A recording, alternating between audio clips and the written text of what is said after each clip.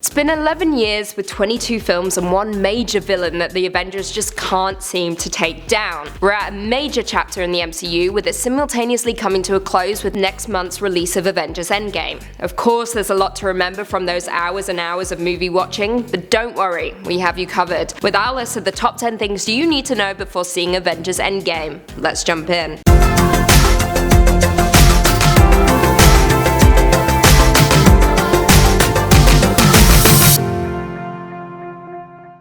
Coming in at number 10, half the universe is dead. That's right, I'm starting off strong here. As we know, Infinity War ended with Thanos snapping half of the universe to dust, including a lot of our favourite heroes. Scarlet Witch, dust. Black Panther, dust. Winter Soldier, dust. Doctor Strange, dust, and so on. And of course, little Spidey-Man. His death was truly devastating.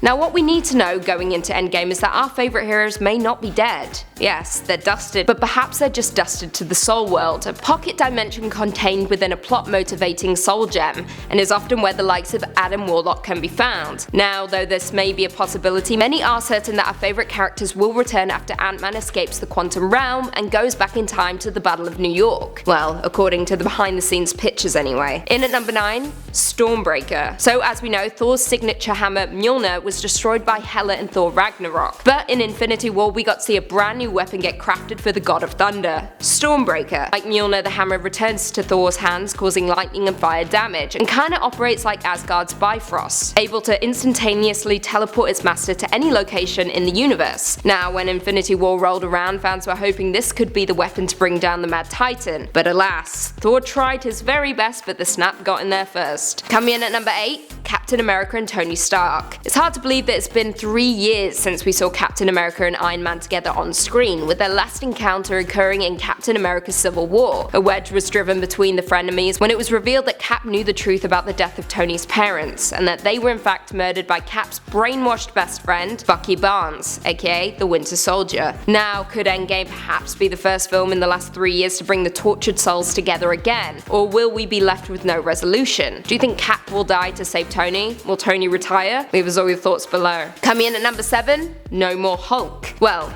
not exactly. In Infinity War, we were met with a powerless Bruce Banner who couldn't quite seem to get it up, if you know what I mean, with the Hulk refusing to come out, resulting in Bruce hopping in the Hulkbuster to take down enemies. Now, it has never been explained why Hulk is refusing to come out, but a possible theory is that Hulk is tired of being Bruce's hero, always coming out during his time of need. And as we know, during Ragnarok, Hulk got a taste of being the star of the show. We never really saw Bruce. So will we get to see Hulk during Endgame when we need him most, or will Bruce have to learn to be his own hero, step up using his science knowledge and craft something monumental to aid the heroes in their fight against Thanos? In at 6, Hawkeye. Hawkeye was very much absent in Avengers Infinity War, with the reasoning being that he retired, living out his days with a secret family. Great, fine, happy for the guy. But in the recent Endgame trailer, we see the return of Hawkeye with a brand new look, and presumably taking on his alternate comic book identity of Ronin. Now the theory behind this is sad, with many fans speculating that Clint's family were dusted in the snap, forcing him to turn to his darker persona,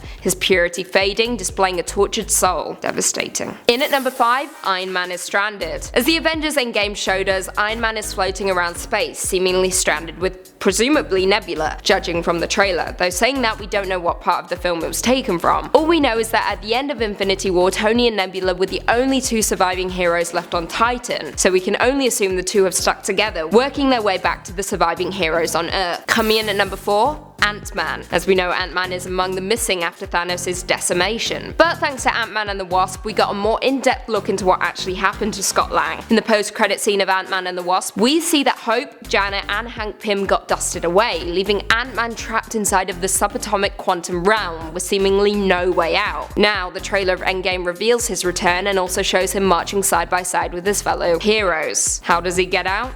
We'll just have to wait and see. Coming in at number 3, Doctor Strange saw it coming. Doctor Strange was instrumental in Avengers Infinity War, with him looking into 14,605 futures and only one possible outcome that sees the Avengers coming out on top over the Mad Titan. Now, though it looked as though he only explored the futures for a few moments, many fans say otherwise. Perhaps he messed with events from the past to ensure that the future they're in will play out exactly as it needs to for them to win. Now, one specific theory from Reddit user Aaron Luxon explains why the number of futures was so specific and so important. The theory goes that they might need a specific combination of heroes to survive the snap, and Strange may have been exploring every possible combination. I quote, "There are a total of 24 heroes fighting Thanos. Iron Man, Thor, Hulk, Captain America, Black Widow, Doctor Strange, War Machine, Falcon, Spider-Man, Black Panther, Scarlet Witch, Bucky, Drax, Groot, Nebula, Star-Lord, Rocket, Heimdall, Mantis, Shuri, Okoye, Loki, Vision, Captain Marvel, and Ant-Man. Every hero can either die or live, which gives us 2 × 2 × 2, or 2/24 combinations, which gives us 16 million. The number is too high. Except, we were wrong about Vision. Vision can't die from the snap because he already died when Thanos took the Mind Stone, so we only have 23 heroes that can die from the snap. This gives us 8.3 million possible futures. Too low. But what if Vision stays alive? So we are short 5.6 million futures to get to the 14 million,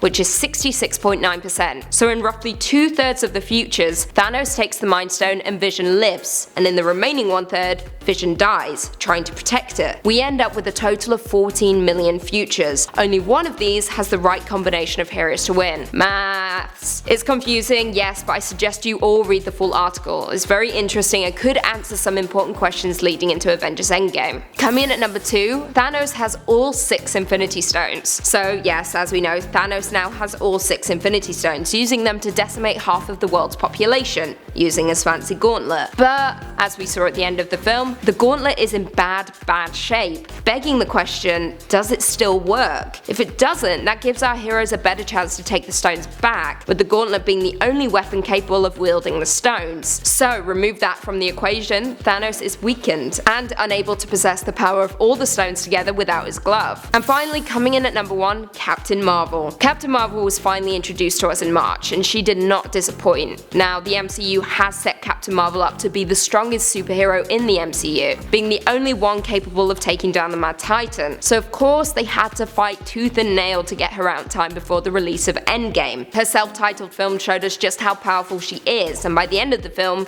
she appeared pretty OP. We don't have much knowledge about how she'll appear in Endgame other than her post-credit scene at the end of Captain Marvel, which showed Carol Danvers coming face to face with Cap, Hulk, and Black Widow. Now we'll certainly see a team up, but how Captain Marvel will take down the Mad Titan, we have yet to know. But we can only assume there will be many sacrifices that will have to be made. Well, there we have it. Now you're officially all up to date on everything MCU leading up to Endgame. Have you watched all of the movies? What's your recommended viewing order? Leave us all your thoughts and feelings in the comments down below. Before we go though, I just want to respond to a few comments for one of our last videos. Top 10 dark Harry Potter film theories. Cute Ken Mendiola said, "Is that a tattoo, Lucy? I like it." It is. It's a new edition and I'm obsessed with it.